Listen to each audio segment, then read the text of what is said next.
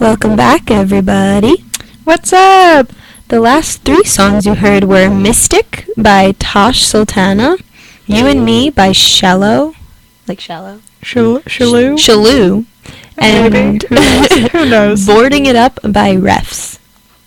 And they were very vibey. Good job. Yeah. Boston that was my took theme. one for the team and made the entire playlist this week, so shout out to her. So if you hate it, blame me. It's not Bayside's fault. Yeah, that's the real reason I'm saying this, actually. So, speaking of things people like... Ooh, that's nice transition. Thank you. So, as all of you should know, Thor Ragnarok, the movie, the next Marvel installment, came out on Friday. If you didn't see it this weekend, you severely missed out, and you should definitely go see it next weekend. And I am a huge Marvel fan, and I do not exaggerate when I say it is in my top 3 Marvel movies, which is hard to break, because personally, I'm a Bucky Barnes fan, guys. I follow Captain America. His storyline is my absolute favorite.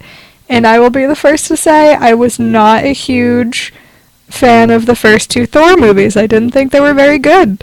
I'm ashamed of myself now. I can admit I was wrong, because Taika Waititi is the new director for the Thor franchise in the Marvel Cinematic Universe, and he kind of recreated what Thor is all about, because a lot of people were talking about how kind of relatable Thor was as a character. He seemed kind of distant.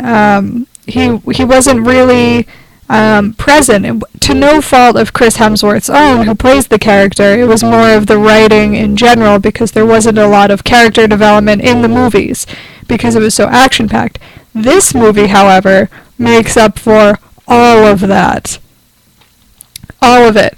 If you've seen the trailer, you know Thor has a new look, he has a new haircut, he has a new perspective. The movie itself leans a lot more towards the Guardians of the Galaxy, which is going to be connected more to the series, the Marvel Cinematic Universe, for Avengers Infinity War, which is the next movie after Black Panther that's coming out, I believe next May, and Black Panther comes out in February, so that's something to look forward to. But Thor Ragnarok really kind of tied Guardians of the Galaxy to the Avengers franchise, where in a way that we haven't seen before, because it more focuses on Thor on Asgard, Thor, like, the people he grew up with, his actual people, rather than Thor coming to Earth and not knowing what's going on. So you see him in his element.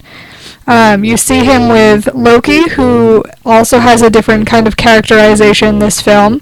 And the film itself is funnier, it's a little goofy, but it's serious enough that you kind of get the impact of what the Thor comics were intending when they were created. So I think they did a very, very good job. The colors were stunning, the cinematography was amazing, the music was amazing. I thought it was amazing, as you can tell, because I've said amazing 3 times.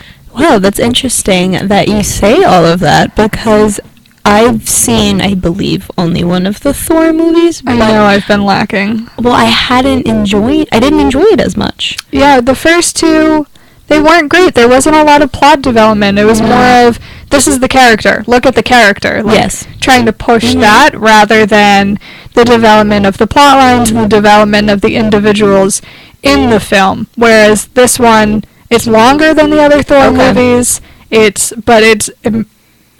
ties able to, yes, it's able to connect everything, and I think they do a phenomenal job.